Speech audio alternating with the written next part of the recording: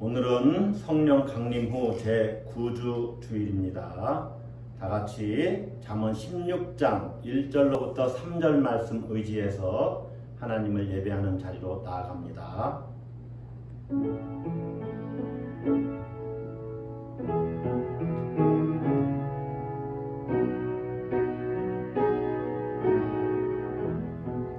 마음의 경영은 사람에게 있어도 말의 응답은 여호와께로부터 나오느니라.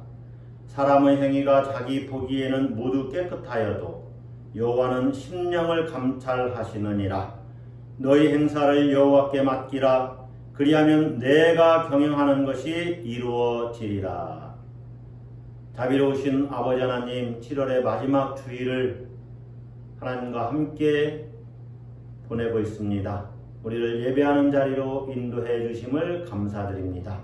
이 시간에 우리 예배 가운데 임재하시고 하나님의 영광을 보게 하시며 우리에게는 한량없는 은혜를 더하여 주시옵소서. 예수 그리스도의 이름으로 기원드리옵나이다. 아멘. 다같이 찬송가 23장 찬양하겠습니다. 찬송가 23장입니다.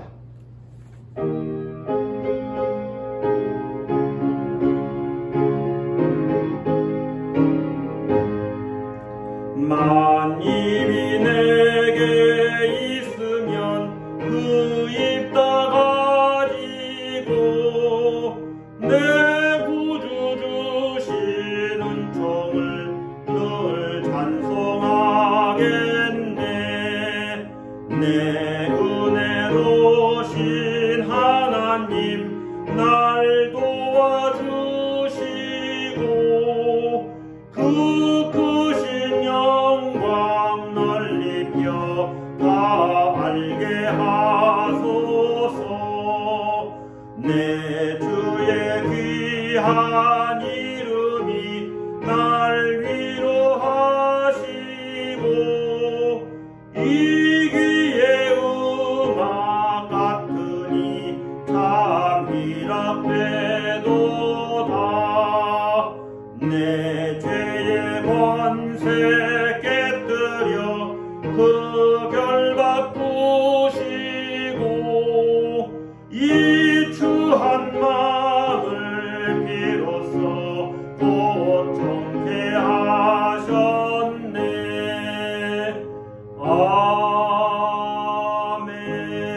아멘. 성시 교독은 교독문 63번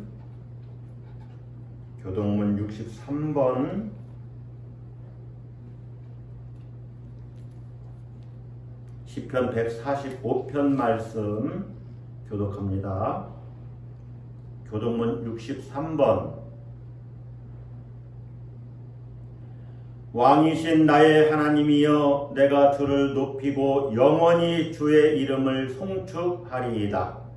내가 날마다 주를 송축하며 영원히 주의 이름을 송축하리이다. 여호와는 위대하시니 크게 찬양할 것이라. 그의 위대하심을 측량하지 못하리로다. 대대로 주께서 행하시는 일을 크게 찬양하며 주의 능한 일을 선포하리로다. 주의 존귀하고 영광스러운 위엄과 주의 기이한 일들을 나는 작은 소리로 읊조리리이다. 사람들은 주의 두려운 일의 권능을 말할 것이요 나도 주의 위대하심을 선포하리이다. 그들이 주의 크신 은혜를 기념하여 말하며 주의 의를 노래하리이다. 여호와는 은혜로우시며 긍휼이 많으시며 노하기를 더디하시며 인자하심이 크시도다. 여호와께서는 모든 것을 선대하시며 그 지으신 모든 것에 긍휼을 베푸시는도다. 여호와여, 주께서 지으신 모든 것들이 주께 감사하며 주의 성도들이 주를 송축하리이다. 아멘. 다같이 신앙고백 하겠습니다. 세번역 사도신경으로 신앙고백합니다. 나는 전능하신 아버지 하나님 천지의 창조주를 믿습니다. 나는 그의 유일하신 아들 우리 주 예수 그리스도를 믿습니다. 그는 성령으로 잉태되어 동정녀 마리아에게서 나시고 본디오 빌라도에게 고난을 받아 십자가에 못 박혀 죽으시고 장사된 지 사흘 만에 죽은 자 가운데서 다시 살아나셨으며 하늘에 오르시어 전능하신 아버지 하나님 우편에 앉아 계시다가 거기로부터 살아있는 자와 죽은 자를 심판하러 오십니다. 나는 성령을 믿으며 거룩한 공교회와 성도의 교제와 죄를 용서받는 것과 몸의 부활과 영생을 믿습니다. 아멘. 찬송가 1장 찬양하겠습니다. 찬송가 1장입니다.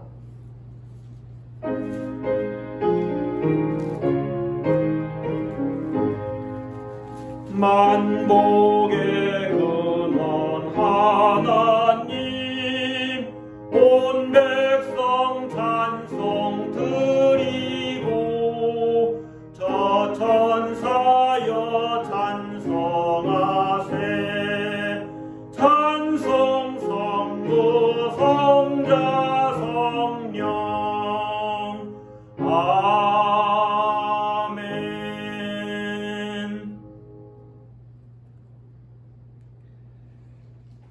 오늘 우리에게 주시는 하나님의 말씀은 요한복음 6장 말씀입니다. 요한복음 6장 1절로부터 15절 말씀입니다. 요한복음 6장 1절로부터 15절 말씀 한 절씩 교독하고 마지막 절 같이 읽습니다. 요한복음 6장 1절로부터 15절까지입니다. 그 후에 예수께서 디베랴의 갈릴리 바다 건너편으로 가시매 큰 무리가 따르니 이는 병자들에게 행하시는 표적을 보았음이러라. 예수께서 산에 오르사 제자들과 함께 거기 앉으시니 마침 유대인의 명절인 유월절이 가까운지라.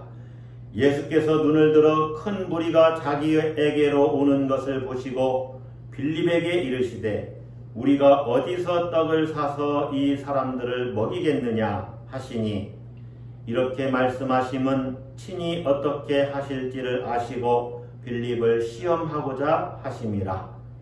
빌립이 대답하되 각 사람으로 조금씩 받게 할지라도 200데나리온의 떡이 부족하리이다. 제자 중 하나 곧 시몬 베드로의 형제 안드레가 예수께 여짜오되 여기 한 아이가 있어 보리떡 5개와 물고기 2마리를 가지고 있나이다.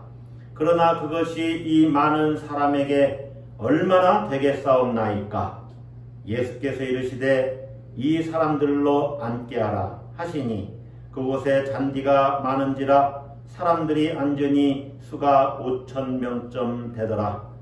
예수께서 떡을 가져 축사하신 후에 앉아 있는 자들에게 나눠주시고 물고기도 그렇게 그들의 원대로 주시니라. 그들이 배부른 후에 예수께서 제자들에게 이르시되 남은 조각을 거두고 버리는 것이 없게 하라 하시므로 이에 거두니 보리떡 5개로 먹고 남은 조각이 12바구니에 찼더라. 그 사람들이 예수께서 행하신 이 표적을 보고 말하되 이는 참으로 세상에 오실 그 선지자라 하더라. 그러므로 예수께서 그들이 와서 자기를 억지로 붙들어 임금으로 삼으려는 줄 아시고 다시 혼자 산으로 떠나가시니라. 아멘. 다 같이 기도하겠습니다. 사랑과 은혜가 풍성하신 아버지, 코로나19 바이러스가 온 세상에 창궐해서 정부에서 비대면 예배로 예배드리게 지침을 내리고 교회가 함께 모여 예배 드리는 것이 참으로 어려운 시대를 맞았습니다. 하나님, 우리가 많은 이들이 방송으로 예배를 드리고 있습니다. 하나님, 이 거룩한 주일 하나님을 예배하는 자들의 답답한 마음과 또 영적으로 눌리고 또 힘들게 세상을 살아가는 모든 이들을 위로하시고 또 말씀을 통해서 세임 주시고 능력 주시고 하나님을 만날 수 있는 귀하고 복된 이 시간 되게 하여 주시옵소서. 치유되고 회복되며 더욱더 풍성해지는 은혜를 더해 주시고 속히 이 위기가 극복되어지도록 코로나19 바이러스가 종식되고 하나님 정말로 온 세상이 다시 회복되고 정상적인 삶을 영위해 갈 수 있도록 은혜 베풀어 주시옵소서. 이 시간에 우리의 예배 환경이 열악하지만은 하나님을 예배할 때 주님 만나고 또 충만해지며 주의 음성 듣는 귀하고 복된 시간 되게 하여 주시옵소서. 듣는 자나 전하는 자가 함께 은혜 받는 귀하고 복된 시간 되게 해 주시기를 간절히 소원하옵고 예수 그리스도의 이름으로 기도드리옵나이다. 아멘. 기독교 신앙에서 가장 중요한 질문은 예수는 누구이신가 하는 것입니다. 성경 특별히 복음서는 이 질문에 대한 대답을 하기 위해서 기록된 성경이라고 말할 수가 있습니다. 오늘 본문은 우리가 흔히 오병이어 기적이라고 이렇게 오병이어 기적 이야기라고 이야기를 합니다. 오병이어, 오병, 떡 5개죠. 이어, 물고기 2마리. 그것을 가지고 예수님이 기적을 행하셨다는 것이죠. 이 오병이어의 기적 사건은 궁극적으로는 이것도 마찬가지로 예수님이 어떤 분이신가를 말씀하기 위한 그러한 표적의 사건이라고 말할 수 있습니다. 예수님께서 많은 군중들에게 양식이 필요함을 아시고 제자들에게 먹을 것을 줄 수 있느냐고 물어보셨습니다. 하지만 그들은 자신들이 갖고 있는 양식은 없고 한 아이가 갖고 있는 보리떡 5개와 물고기 2마리가 있다는 것을 예수님께 알립니다. 예수님은 이 오병이어를 가지고 기도하신 후에 이 5,000명에게 넉넉하게 나누어 주셨습니다. 여인과 여자를 제외한 성인 남자만 5,000명입니다. 그래서 성경학자들은 대략 한 2만 명쯤 될 것 아닌가 이렇게 이야기를 합니다. 그렇게 많은 사람이 먹고 남은 것이 12바구니에 가득 차게 되었다. 이렇게 성경은 말씀하고 있습니다. 이 오병이어 사건은 사복음서 모두에 기록되어 있습니다. 그만큼 초대교회에 잘 알려진 이야기라는 것입니다. 그러나 오직 요한복음만이 이 오병이어 사건을 유월절과 연관시키고 있습니다. 여러분 3절 4절 한번 봅시다.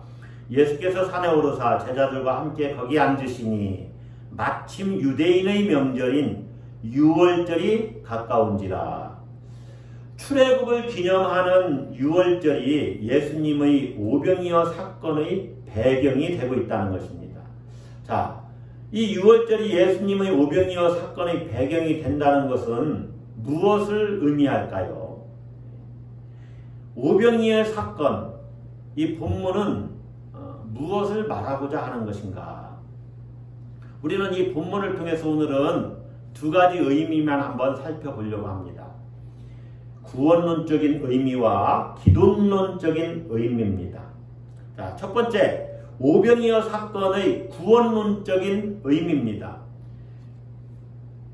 구원론적인 의미가 무엇이냐면 이 본문이 예수 그리스도를 통해서 구원받은 새 이스라엘 백성들에게 하나님께서 풍성한 은혜를 내려주신다는 것입니다.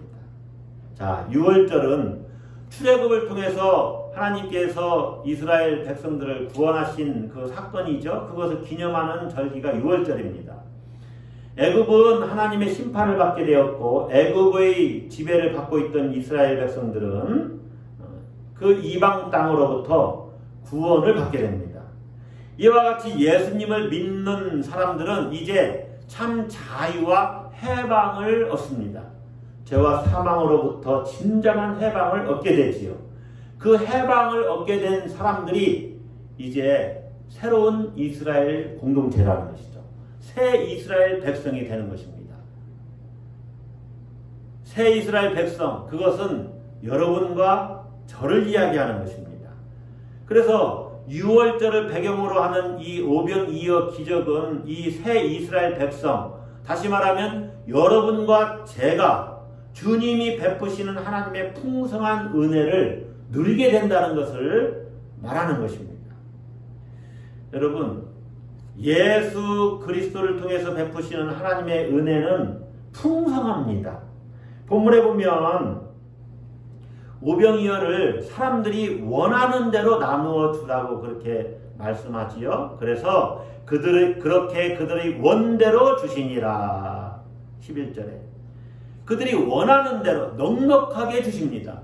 주님이 째째하게 주시는 분이 아니라는 거예요. 차고 넘칩니다. 풍성해요. 주님이 말씀하셨죠. 내가 온 것은 양으로 생명을 얻게 하고 더 풍성히 하려는 것이다. 그래서 남은 조각이 몇 방주리가 됩니까? 12바구니에 가득 찼어요. 여러분, 여러분에게 주님이 주시는 생명의 풍성함이 얼마나 큰지를 감사해야 됩니다. 차고 넘치는 은혜예요. 풍성해요. 그것이 이 오병이어 사건의 구원론적인 의미입니다. 예수 그리스도를 통해서 구원받은 새 이스라엘 백성들이 하나님이 주신 풍성한 은혜를 누리게 된다는 것이죠. 두 번째는 이 오병이어 사건의 기독론적인 의미예요. 다시 말하면 오병이어를 통해서 성경은 예수님이 누구신지를 보여주고 있다는 거죠. 예수님이 오병이어 기적을 통해서 자신이 누구인지를 말씀하고 있다는 것입니다. 이것이 기독론적인 의미예요. 예수님의 정체성을 보여주고 있다는 거예요. 자, 오병이어 사건을 통해서 예수님이 여러 가지 자신의 정체성을 보여주고 있는데 첫 번째는 예수님은 모세와 같은 선지자라는 것입니다. 14절 한번 보세요. 자, 남은 방주리가 12바구니에 찼더라. 13절이 그렇게 끝나죠. 14절에 그 사람들이 예수께서 행하신 이 표적을 보고 말하되 이는 참으로 세상에 오실 그 선지자라 하더라. 사람들은 예수님의 오병이어의 표적을 본 후에 예수님을 세상에 오실 그 선지자라고 말했습니다. 이것은 신명기 18장의 모세와 같은 선지자를 생각나게 합니다. 오병이어는 광야의 만나 사건과 똑같이 사람들이 먹는 문제를 해결해 준 사건이죠. 백성들은 모세가 출애굽한 이 백성들에게 만나를 주었던 것과 같이 예수님이 자신들을 계속 배부르게 해줄 것을 기대한 것입니다. 이것은 당시 이스라엘 백성들이 오실 메시아를 기대하고 있었는데 그 메시아 사상이 어떠한가를 보여주는 거예요.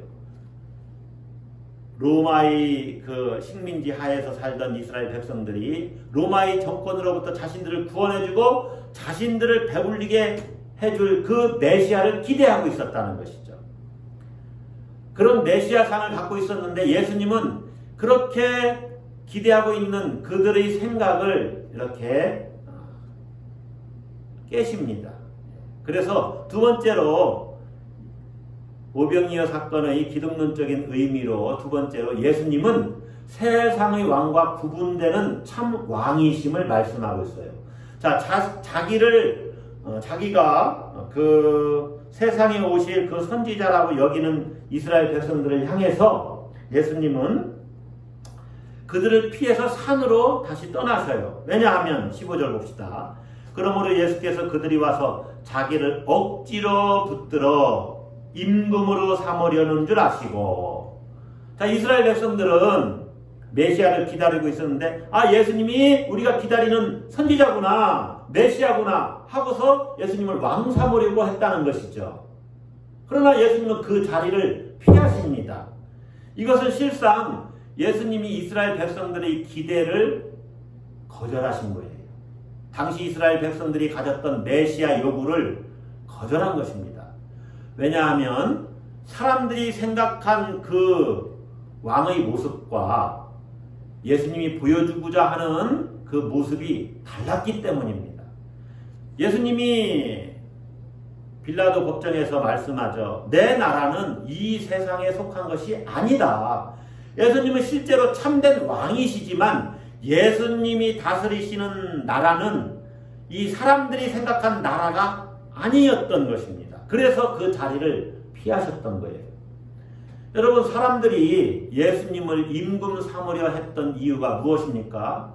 그들이 배불렀기 때문입니다. 그런데 실상 이런 일들은 오늘날에도 반복됩니다. 여러분은 예수님에게 무엇을 요구합니까? 예수님에게 무엇을 기대합니까? 어떤 구원을 원하십니까? 오병이어의 기적이 우리의 삶에 나타나기를 여러분도 원하십니까? 어떤 기독교인들은 돌이 떡이 되게 해달라고 간절히 매달리며 기도합니다. 어찌 보면 표적신앙이지요. 그러한 오병이어의 표적을 강력하게 요구합니다. 그런데 예수님은 실상 그런 것들을 거부했다는 것입니다. 모두가 당연하다고 생각하는 그 길을 예수님은 가지 않으신 것입니다. 여러분, 때로 우리가 생각한 구원자의 모습과 예수님이 우리를 구원하시는 모습은 다를 수 있어요. 여러분이 기억해야 됩니다. 예수님은 세상의 왕과 구분되는 참 왕이십니다. 그럼 예수님이 어떤 분이시냐? 세 번째로 예수님은 생명의 떡이 되심을 말씀합니다. 사실 이 오병이어의 기적 사건은 예수님 자신이 생명의 떡이라는 것을 나타내는 사건이에요. 자, 군중들이 다시 예수님께 몰려들었습니다. 그 이유를 26절, 27절에서 예수님이 이렇게 말씀하십니다. 26절, 27절 한번 보십시다. 예수께서 대답하여 이르시되 내가 진실로 진실로 너희에게 이르노니 너희가 나를 찾는 것은 표적을 본 까닭이 아니요 떡을 먹고 배부른 까닭이로다. 썩을 양식을 위하여 일하지 말고 영생하도록 있는 양식을 위하여 하라. 이 양식은 인자가 너희에게 주리니 인자는 아버지 하나님께서 인치신 자니라. 여러분, 26절, 27절을 보면 예수님이 표적과 배부름을 구별해서 말씀하고 있지요.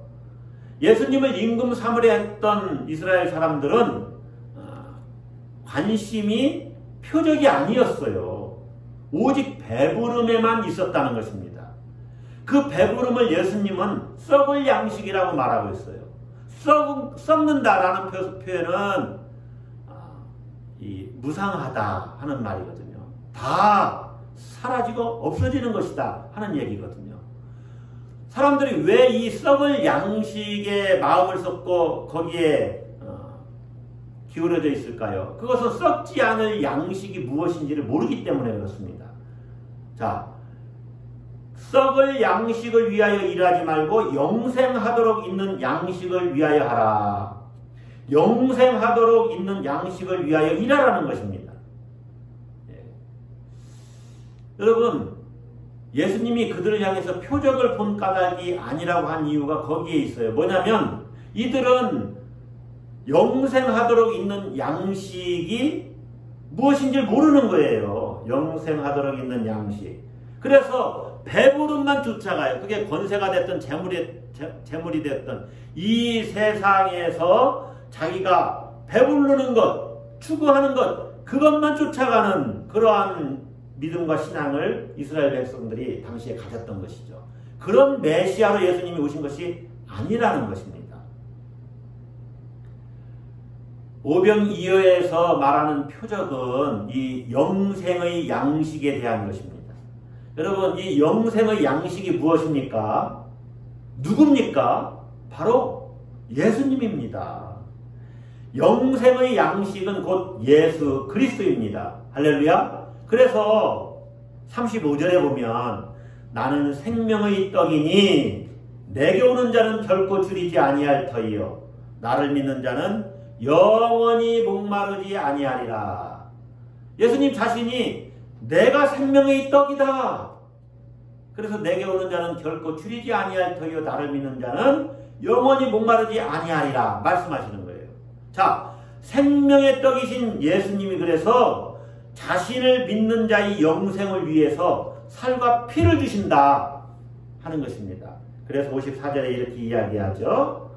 내 살을 먹고 내 피를 마시는 자는, 살을 먹고 피를 마신다는 것은 예수님을 믿는다는 것입니다. 나를 믿는 자는 그 말과 같아요. 영생을 가졌고 마지막 날에 내가 그를 다시 살리리니.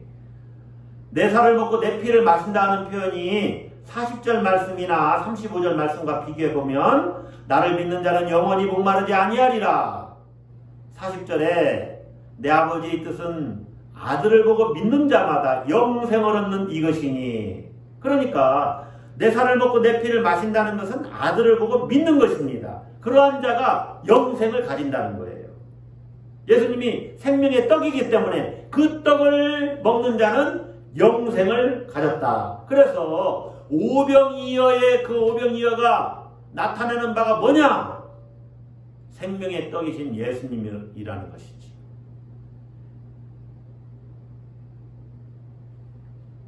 자, 오병이어 사건의 기독론적인 의미를 제가 4가지를 말씀드렸어요. 예수님은 모세와 같은 선지자다.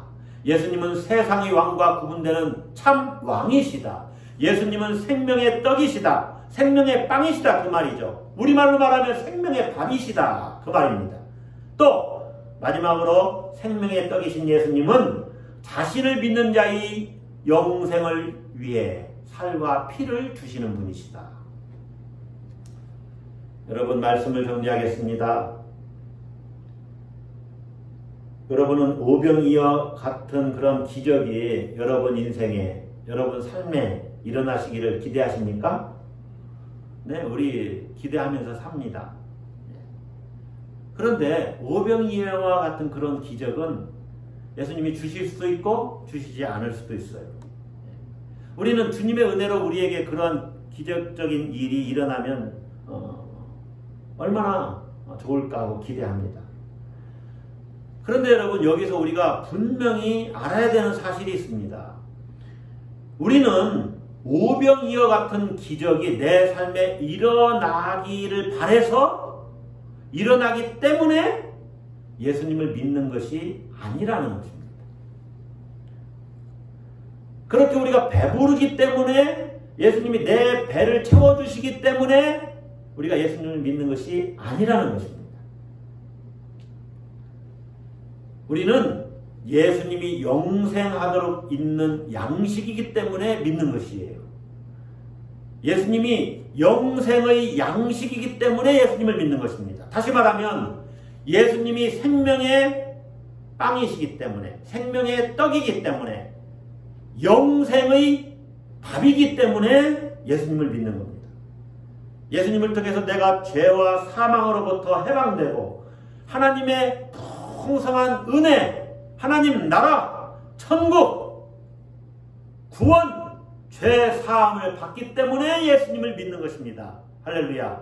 그래서 참된 표적이신 예수 그리스도는 우리를 잠시 배부르게 하는 것이 아니라 결코 줄이지 아니하게 하시고 영원히 목마르지 않게 하시는 것입니다. 할렐루야. 영원히 배부르게 하시는 거예요. 그 표적이 바로 예수 그리스도이시기 때문에 우리는 그 예수 그리스도를 생명의 떡으로 먹는 것입니다. 지금도 우리는 그래서 오병이어의 기적이 우리 삶에 일어나는 거예요. 생명의 밥을 계속해서 먹고 있잖아요. 무슨 말입니까? 예수 그리스도를 생명의 떡으로 믿고 있잖아요. 한 주간도 생명의 떡이신 예수 그리스도의 은혜가 여러분에게 넘치시기를 주의 이름으로 축복합니다. 기도하겠습니다. 살아계신 아버지 하나님, 예수 그리스도를 통해서 우리가 영생을 얻게 해 주심을 감사합니다. 지금도 우리 삶 속에 오병이어의 그 기적의 은총을 베풀어 주시니 감사를 드립니다. 예수님 우리에게 생명을 주시고 더 풍성하게 해주시니 감사를 드립니다. 그러나 또한 하나님 간구할 것은 이 세상을 살아가면서 때로는 육적인 양식이 부족해서 눈물 흘리는 성도들이 있습니다. 주여 그들의 기도를 들으시고 또 불쌍히 여기셔서 하나님 빈들에서 먹을 것이 없는 그 이스라엘 백성들을 먹이신 것처럼 또 우리 성도들을 먹여주시고 또 앞길을 예비해 주시고 인도하여 주시옵소서. 그러나 그것 때문에 예수님을 믿는 것이 아니라 예수님 우리에게 영생을 주시는 분이시고 죄와 사망으로부터 건져주시는 분이시고 천국을 주시는 구원을 주시는 죄사함을 주시는 우리의 진정한 메시아이신 것을 우리 성도들이 다 믿을 수 있도록 은혜를 더하여 주시옵소서. 한 주간도 지켜주시고 역사해 주시고 동행해 주실 줄을 믿사옵고 예수 그리스도의 이름으로 기도드리옵나이다. 아멘. 다같이 찬송가 453장 1절만 찬양하겠습니다. 453장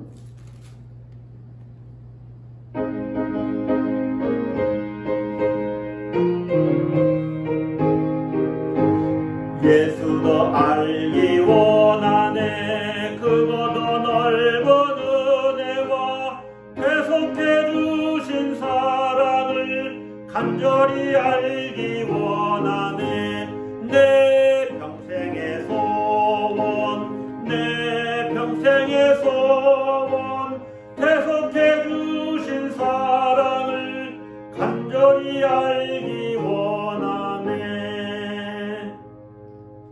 축도하겠습니다. 이제는 보혈을 흘려 교회를 세우시고 친히 교회의 머리가 되시는 주 예수 그리스도의 은혜와 세상을 아름답게 창조하시고 모든 피조물이 다 구원받도록 이끌어주시는 하나님의 무한하신 사랑하심과 교회를 통하여 복음을 전하게 하시고 우리가 복음의 증인이 될 수 있도록 깨우쳐 주시고 동행해 주시는 성령님의 교통, 감화, 감동 충만케 하심이 예배를 마치고 삶의 선교지로 파송되는 모든 이들에게 그들의 가정과 일터와 직장에 그리고 우리 교회와 이 민족 위에 지금으로부터 영원히 함께 하시기를 간절히 축원하옵나이다. 아멘.